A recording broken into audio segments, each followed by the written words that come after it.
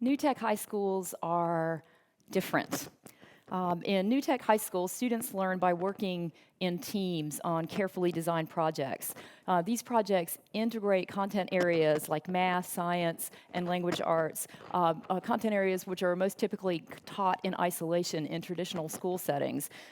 There is a computer for every student, a one-to-one technology ratio in education speak. That's a vital piece of the model.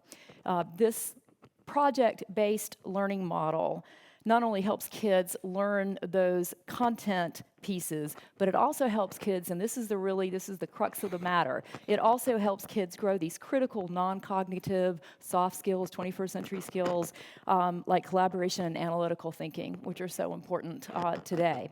So what might new tech look like in action?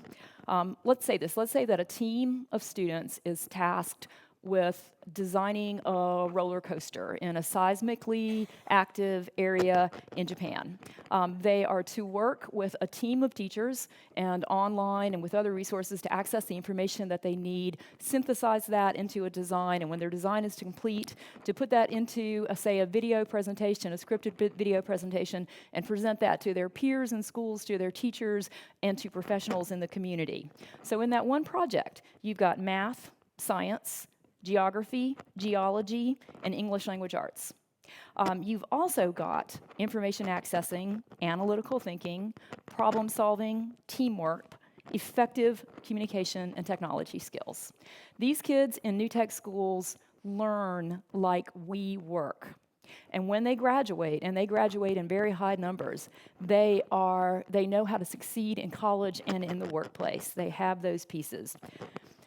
So in 2012, a partnership consisting in the Riley Institute, KnowledgeWorks, New Tech Network, and two South Carolina school districts won a federal grant that put the first two new tech schools in place in South Carolina. They went into the I-95 corridor, the corridor of shame. I don't know if you guys have heard that phrase. And both were in incredibly economically disadvantaged, low-achieving, low-attaining communities. One of those schools was one of the original Brown v. Board of Education schools. So let's just take a look at the outcomes. One of the schools is Colleton County Consolidated High School, the only high school in Colleton County. They have established the Cougar New Tech Entrepreneurial Academy as a school within a school, in effect, a separate school within the larger school, in its own wing, with its own leadership and its own teaching staff. Students can opt into this academy. That's how children are selected. They opt in, no cherry picking.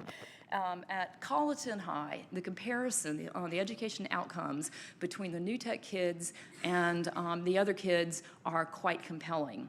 In 2015, 82% of new tech students passed Algebra 1.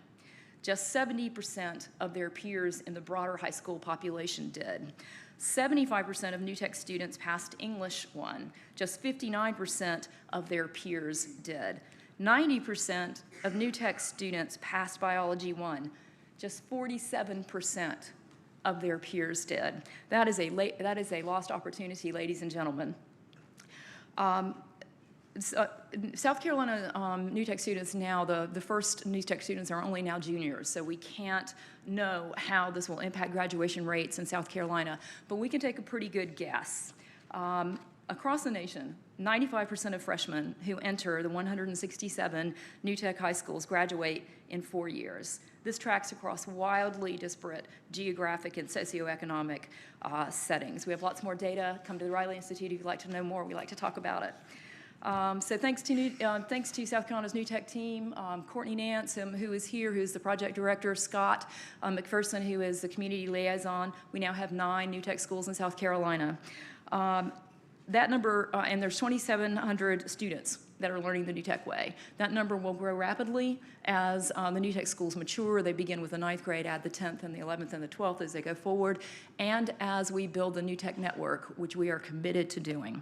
New Tech is a smart, intentional economic development strategy for South Carolina, and it is a sustainable and replicable school turnaround model that will create a real difference. It is already creating a real difference in the lives of children and communities across the state. That's New Tech Network. We are the Riley Institute, and we are true believers.